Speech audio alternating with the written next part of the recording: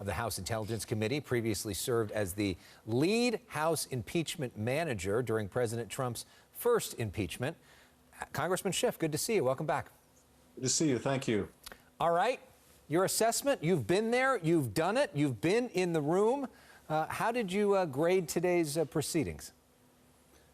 Well, I thought the House managers put on an incredible and powerful case, emotionally powerful. The constitutional argumentation was strong and well thought out and well presented. Really a flawless presentation, but then the evidence is so powerful and the constitutional history is also so persuasive that they really had the much better case to make. The defense, on the other hand, a very long, rambling presentation by Mr. Castor that I think left even the Republicans scratching their head. But at the end of the day, just watching a 13 minutes of horrifying video, seeing the president's central role in inciting that mob to attack the Capitol, Jamie Raskin is exactly right. This is the most serious abuse of constitutional authority by the president in our history. And if this kind of violence instigated by the president isn't impeachable, then nothing is. Yet after all of that, the majority of the Republicans voted that the trial itself is not constitutional and that the whole thing should stop. So do the arguments really even matter, or do you think that most of them have their minds made up and this is all just for show?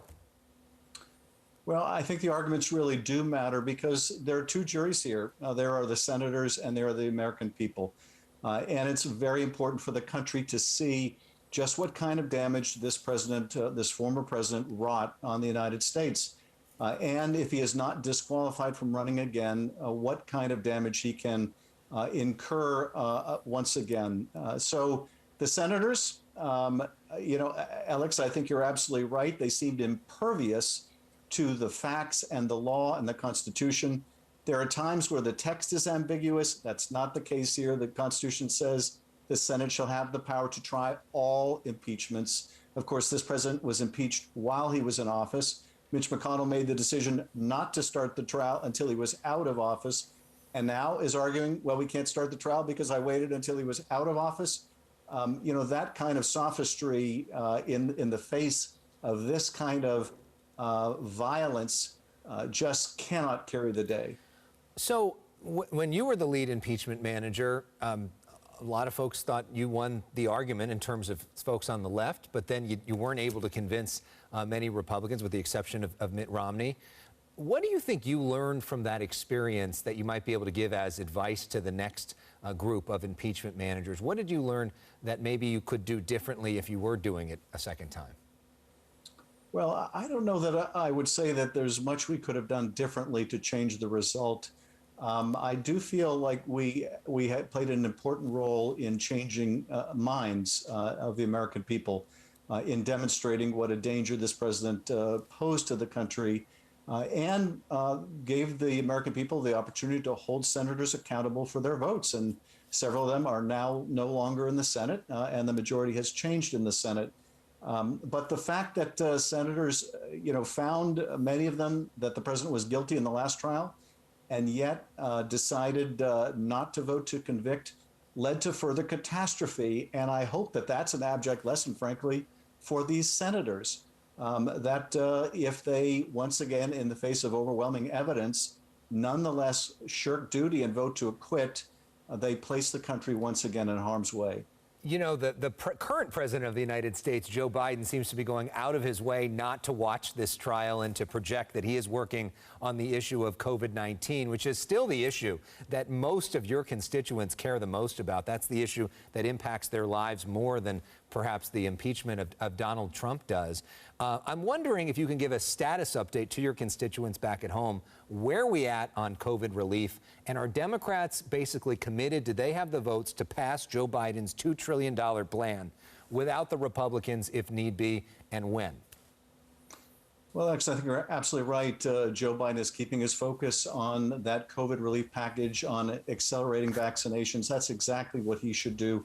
He doesn't have a role in this trial. He shouldn't have a role in this trial. And he's keeping his focus right where it should be. But at the same time, we are working on that relief package in both houses. I think we will be able to finalize it, take it up in both houses in the middle of March. and get help out to the American people who desperately need it. Whether there will be Republicans to go along with the package, I don't know. Their proposal, I think, is way too small and way too inadequate for the magnitude of the need out there. And that doesn't mean that there won't be Republican pieces incorporated into the package. And even so, the larger package has the support of so many Republican governors and mayors who understand the dire predicament of their constituents. So it will be, I think, a package that's supported by Democrats and Republicans, even if that may not be reflected in the vote in the Congress. So most of the people watching this right now should expect a $1,400 check sometime at the end of March. Is that what you're saying? I think so. Yes. Joe Biden has made it abundantly clear he's not budging on that $1,400 check, and neither are we. And I would hope and expect we get this done in the middle of March, and those checks go out immediately thereafter. And by the end of March, that people have additional help to stay in their homes, put food on the table, and equally important that we have a lot of money, a new infusion of resources into those vaccines, so they not only get the financial help, they get that shot in the arm they need to protect themselves and their family. Of course, you are in the news recently. Now to your favorite question that you don't want to answer, which is about whether or not you will even still be in Congress in March. There are lots of reports out there that behind the scenes you are lobbying for the job of California Attorney General. Javier Becerra, if confirmed, will leave his post as California Attorney General and become the Health and Human Service Secretary for Joe Biden. So, are those reports true? Are you lobbying for the job of California Attorney General? And if so, why? Well, actually, right. This is the question that I have refused to comment on. I don't want to add to the public speculation about it. I'm going to keep my focus, much like the president, on trying to get this relief package done, trying to get COVID help out there. And I will let the press speculate as they will. Okay, I hear a maybe there. But maybe that's my own thing.